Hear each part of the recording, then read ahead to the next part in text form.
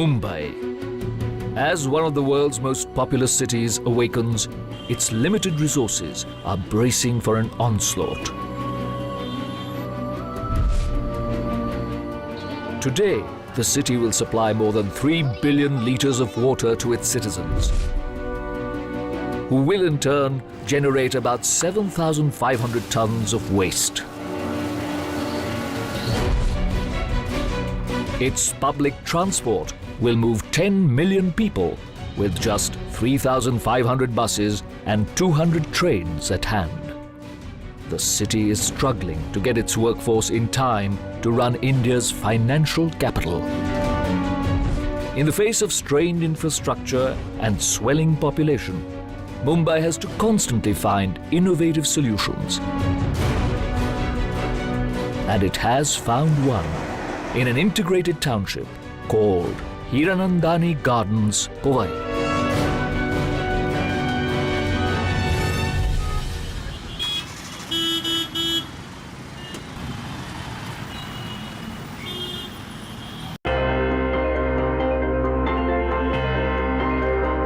The mega cities of the world show signs of order, structure, and planning. But Mumbai is the poster child of a more organic form of development that experts think may be reaching its limits.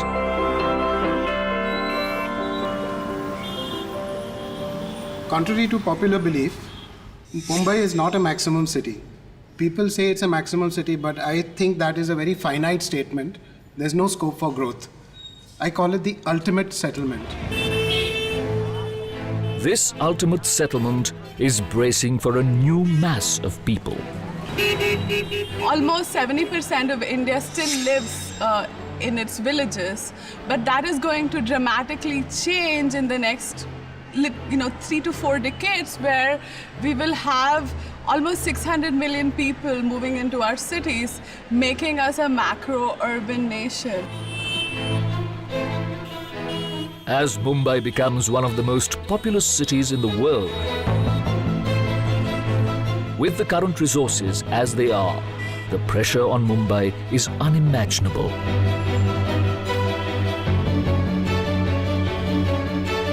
Mumbai really faces the pressure of the number of people per square foot or per capita if you look at the space available to the city.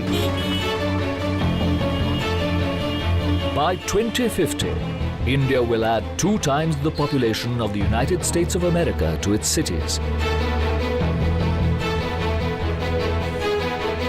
This is, probably at the height of crisis. It's very hard to make sense of how the city of Mumbai is working with the extent of resource crunch that it is in right now. To tackle the resource crunch, Mumbai has slowly reinvented itself. Over the decades, the city has invested in bridges, roads, and other infrastructure. But it needed a new way of looking at the housing needs of the constantly changing demographic of the city. As the population of the city moved to the suburbs, a new opportunity arose. In the late 90s, the Indian middle class became very vocal about their needs. You could see that they were looking for that quality of life, even in the way they lived every day. And as a direct reaction to this, you'd see the private sector start to develop. Around that time, and maybe a little before, integrated township that were in some ways oases within the city that would kind of provide some of those basic issues that were not available in the larger metropolitan region. And some of them succeeded, some of them not so much. Building integrated townships from scratch was one of the solutions. And one such township lies 32 kilometers from the city in the suburb of Powai.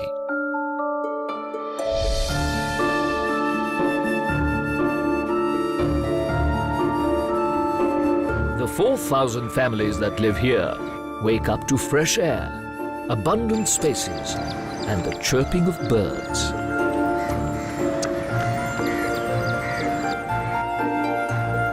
This self-contained community boasts its own schools, a 240-bed hospital, a business district, and all the amenities required for a good quality of life. All within a 1-kilometer radius. This is a luxury that the rest of Mumbai's 18 million people rarely experience. Integrated townships like this are trying to tackle some of the infrastructural needs that the city is unable to provide.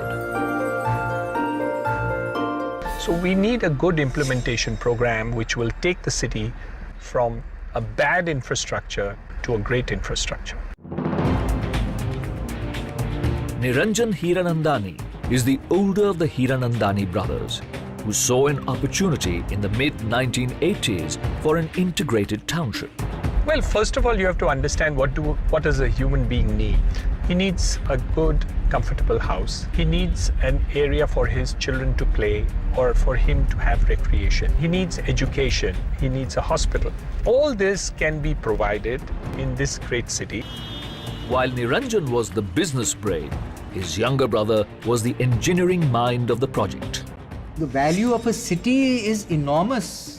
You know, civilization has progressed because of the intellectual thought which comes with so many people getting together. For Surendra, the integrated township was a way to reintroduce the concept of true community living. When we were in the 60s and till early 70s, Mumbai was a dynamo, and in the Asian context at least. It had some great charm, great appeal, and that's how you got this flood of migrants coming into the city from between the 70s and the 90s. I mean, there must be a reason why people come here. When I was young, in the 50s and 60s, the infrastructure of Mumbai was great, and we led very, very comfortable lives. Going to school, which was 5 kilometers away, was no problem at all. Today, that would be extremely difficult to travel because of the traffic and congestion. One of the major stumbling blocks to infrastructure development in Indian cities is attributed to the 1976 Urban Land Ceiling Act. The government just kept harping along with activists that the city should be decongested. They didn't permit development in the city from the 70s to the 90s. You were actually encouraged to shut down offices and go out into the countryside, as if that is the way development should take place. But now people have realized that congestion is what is sustainable. But managing congestion in a city like Mumbai has its own challenges because of its topography. Mumbai was founded at the tip of an island facing the Arabian Sea and grew organically northwards through a series of reclamations.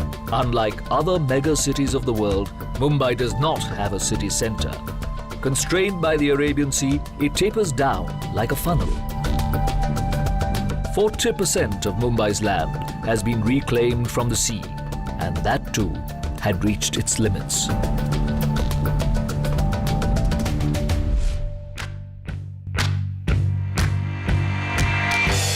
The first step towards building an integrated township was to find a plot of land where the Hiranandanis could start from scratch. But land was scarce, even in the 1980s. The first time I looked at the property, my ideas were utopian. You know, it will be a fairy tale land in the sense that it would be beautiful. And that was an aim, and we really wanted something large enough. We couldn't afford anything which were closer to the city.